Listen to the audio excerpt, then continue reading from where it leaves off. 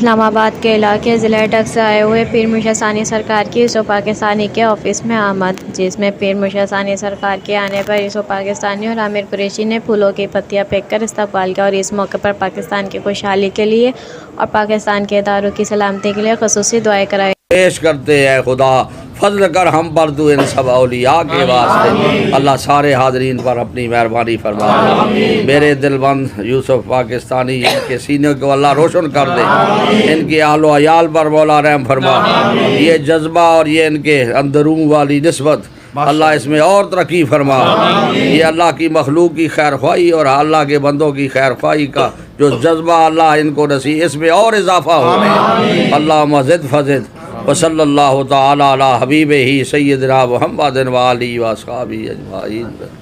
بسم اللہ الرحمن اللہ کا الرحیم۔ فضل ہے آپ سے، اللہ کا فضل ہے ہر چیز کا۔ آج جو ہستی یہاں پر آئی ہیں، جو ہستیاں یہاں پر آئی ہیں، ایسے مشائخ آئے ہیں کہ یہ جس آفس میں جائیں، جس جگہ رخ کر لیں، اللہ کی مخلوق کا رخ وہاں ہو جاتا ہے۔ اور جس طریقے سے یوسف پاکستانی صاحب ایک فلاحی کام کر رہے ہیں اور اس آرگنائزیشن کو چلا رہے ہیں، جب اللہ کے ولیوں کی نظر میں یہ آ گئے ہیں تو اب اللہ کے ولیوں کی وجہ سے اب ہم یہ دعا گو ہیں کہ اللہ تعالیٰ جو اللہ کی مخلوق کا دل ہے وہ ان کی طرف موڑ دے اور ان کے سب کام معاملات میں آسانیاں فرمائے، اور یہ جس جگہ ہاتھ ڈالیں گے انشاءاللہ مشائخ نے دعا کر دی ہے، ان کا مستقبل بھی روشن ہوگا۔ اور آستانہ شریف دربار اعظمیہ رحیمیہ سالک آباد شریف حسن ابدال ضلع اٹک میں جو کہ ہے، اور یہ کوئی نیا آستانہ نہیں ہے، 150 سال پرانا آستانہ ہے، اور یہ نئے نئے ابھی سلسلے میں آئے ہیں۔ جوں اب یہ اس سلسلے میں پرانے ہوتے جائیں گے تو ان پر رنگ بھی نظر آتا جائے گا۔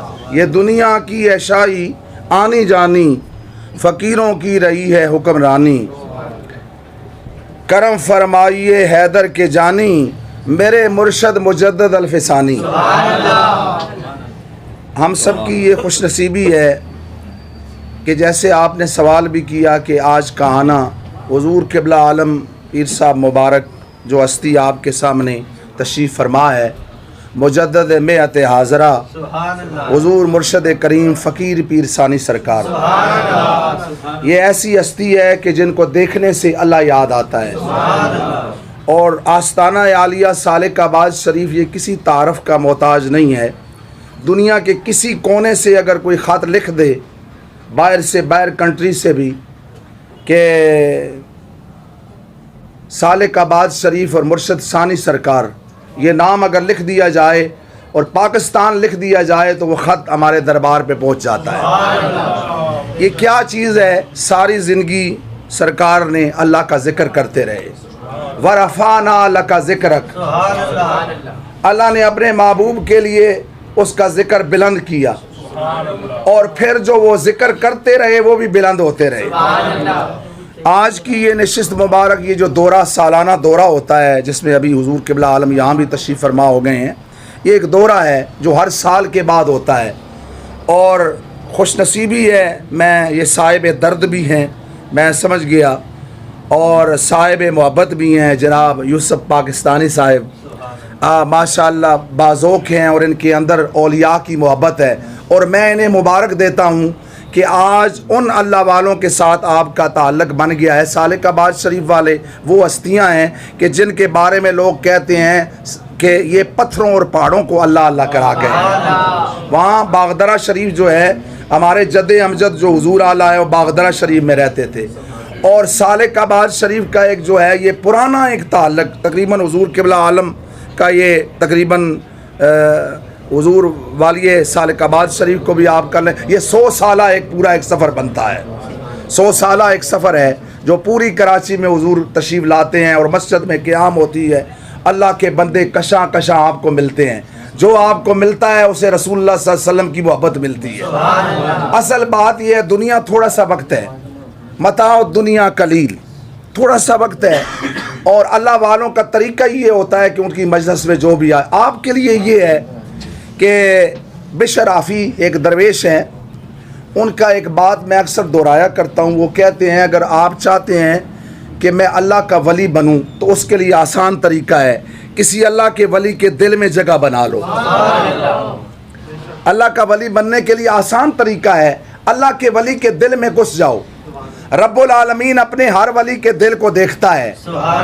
کسی کونے میں اگر آپ بھی بیٹھے ہوں گے تو آپ کو انشاءاللہ تعالیٰ اس یاد میں آ جائیں, یاد خدا میں اب میں آپ سے پوچھتا ہوں کہ ولیوں کا تھوڑا سا اور بات کرتا ہوں. ڈاکٹر علامہ اقبال جس نے آکسفورڈ سے بھی پڑھا, ڈاکٹریٹ بھی کیا, سب کچھ حاصل کیا, لیکن سکون نہ ملا. سب کچھ پڑھا, سکون نہ ملا. سکون حاصل کرنے کے لیے حضرت امام ربانی کے مزار پہ گیا. یہ جو جسٹر جاوید اقبال ہے, آپ چونکہ میڈیا والے ہیں, سن لیں, یہ بات اچھی ہے, اچھی بات ہے, اور سن لیں آپ. ہماری تو سادی سادی باتیں ہوتی ہیں لیکن یہ دل پہ اثر کرنے والی ہوتی ہیں. یہ جسٹر جاوید اقبال جو ہے یہ منت ہے حضرت امام ربانی کے دربار کی. ان کی اولاد نہیں ہوتی تھی, آکسفورڈ سے پڑھا, ڈاکٹریٹ کیا, کچھ حاصل نہ ہوا, لیکن سکون حاصل کرنے کے لیے مجدد الفسانی کے دربار پہ گئے اور وہاں پہ حاضر ہوئے. ہم اگر مدینہ شریف سے بھی ہو کے آتے ہیں تو کہتے ہیں مدینے میں ہو آئے ہیں. آپ کا ادب دیکھیں ڈاکٹر علامہ اقبال کا, جو حکومت, جو مطلب حکیمت امت تھا, حکمت کرتے رہے اور امت کی مطلب اللہ نے آپ کو یہ مقام اور درجہ دیا ہے. اور پھر اس کے باوجود آپ دیکھیں کہ حکمت بھی تھی آپ کے پاس, سارا کچھ تھا, فلسفے بھی جھاڑتے رہے. مجدد الفسانی کے مزار پہ گئے اور کہا حاضر ہوا میں شیخ مجدد کی لاد پر. حاضر ہوا میں شیخ مجدد. ہم اگر مدینہ شریف سے چوں ہو کے آنے ہیں تو اسی آکھنے ہیں مدینے میں چوں ہو آئے ہیں. اے جو گل ہے نا جی, اسی آنے مدینے میں چوں آئے ہیں. ڈاکٹر علامہ اقبال کہہ رہے ہیں حاضر ہوا میں شیخ مجدد کی لاد پر. وہ خاک کے ہے زیر فلک مطلع انوار, اس خاک کے ذروں پہ ہیں شرمندہ ستارے, جس خاک میں پوشیدہ ہے وہ صاحب اسرار. گردن نہ جھکی جس کی جہانگیر کے آگے, گردن نہ جھکی جس کی جہانگیر کے آگے, جس کے نفس گرم سے ہے گرمی آرار. وہ ہند میں سرمایہ ملت کا نگہبان, اللہ نے بر وقت کیا جس کو خبردار. تو آج اس زندگی کا اور اس مشن کا طریقہ یہ ہے کہ اولیاء کے ساتھ مل جاؤ. اصل اولیاء کرام جو جن کے چہرے کو دیکھنے سے, دیکھیں نا بات یہ, آخرت یاد آ جائے, ہاں جی, جن کو دیکھنے سے رسول اللہ یاد آ جائیں.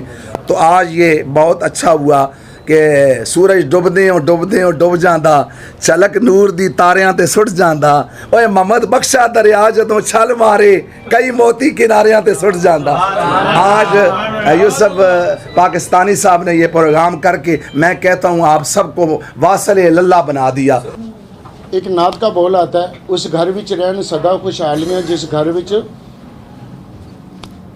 دروداں دی محفل سجدی ہے. اس گھر وچ رہنا سدا خوشحالیاں جس گھر وچ محفل دروداں دی سجدی ہے.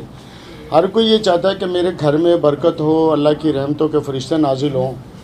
تو وہ فرشتے رحمت کے جب نازل ہوتے ہیں جب آپ کے پاس اس کا ایک نظریہ بھی ہو. ایک مثال میں یہاں دوں گا, کافی لوگ یہاں کھڑے ہوئے ہیں. ہم پاک ہستیوں کو تو چاہتے ہیں کہ وہ ہمارے گھر میں ان کی قدم بوسی ہو, ہمارے گھر میں رحمتیں برکتیں ہیں نیک لوگوں کی وجہ سے, اللہ کے ولیوں کی وجہ سے.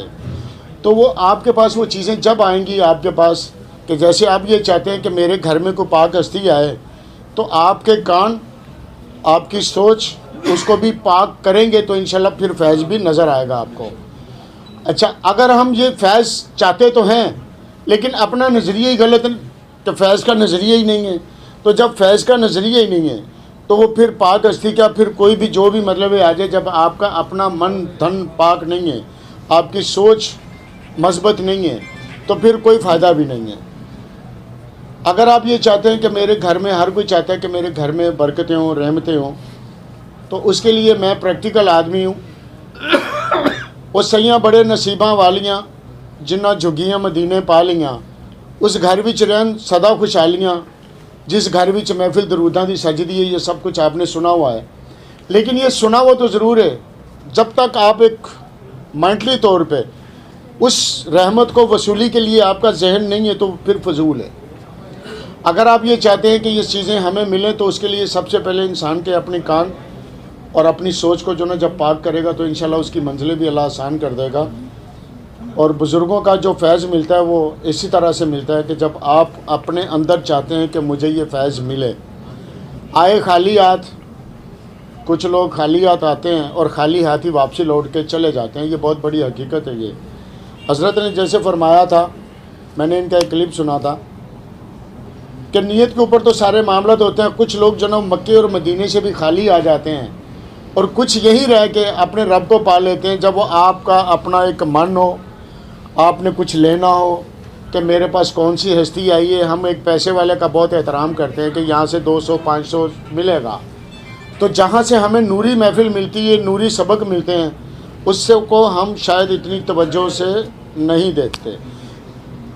جب یہ چاہتے ہیں کہ مجھے اس کا فیض ملے تو اس کے لیے آپ کو بھی اپنا مائنڈ اس سائڈ پہ لانا پڑے گا، تو انشاءاللہ فائدہ بھی ہوگا. جیسی نیت ویسی مراد. اللہ تعالیٰ نے قرآن پاک میں فرمایا ہوا ہے کہ جیسی تم مجھ سے نیت کرو گے میں ویسے تمہیں عطا کر دوں گا. تو سارا دار و مدار انسان کی نیت کے ساتھ جڑا ہوا ہے. جیسی نیت میری ہوگی، جیسے بزرگوں کا مجھے فیض چاہیے تو اللہ تعالیٰ مجھے وہ ویسے فیض دے گا. اگر میری نیت میں کچھ نہیں ہے تو مجھے پھر فیض بھی نہیں ملنے والا. یہ بہت بڑی حقیقت ہے. مجھ سے مراد ہم سب. ہم جب بھی بات کرتے ہیں کہ وہ کہتے ہیں کہ مطلب ہے کہ سامنے والا اپنے سے انسان سٹارٹ ہی نہیں لیتا. سامنے والا دین ایمان والا پکا ہو، بھلے میں کیسا بھی ہوں، تو ایسا ہو نہیں سکتا. یہی زندگی کی سب سے بڑی حقیقت ہے کہ میں کہتا ہوں کہ جب پاک ہستیوں کی آپ نے پاک بات سننی ہے، پاک ہستیوں کو چاہتے ہو کہ آپ کے گھر میں ڈیرے آئیں یا ان کے قدم بوسی ہو، تو پھر آپ کو بھی اپنی کان اور اپنی سوچ کو جب پاک کریں گے تو انشاءاللہ تعالیٰ نور بھی ملے گا، فیض بھی ملے گا. میں نے تو زندگی میں یہی سیکھا ہے. باقی میں نے تو جو میرا مقصد ہے دعا لینا، اور دعا سے انسان بہت آگے نکل جاتا ہے. یہ میرا ایمان بھی ہے، میرا یقین بھی ہے، میرا تقویٰ بھی ہے، میرا تجربہ بھی ہے. میرا آج اگر مطلب میں یہاں پر حضرت آئے ہیں، یہ میری خوش قسمتی، اور میری نہیں خالی آپ سب کی بھی خوش قسمتی کہ سب مطلب ہے کہ اتنی بڑی ہستی کا دیدار کر رہے ہیں. تو یہ اس سے بڑی اور خوش نصیبی کیا. تو باقی انسان کے اپنے ہاتھ میں، جیسی نیت ویسی مراد. اس موقع پر پل پروف سیکیورٹی کے بھی انتظامات کیے گئے. کیمرہ مین جاوید علی کے ساتھ ام حمنا، K92 نیوز کراچی.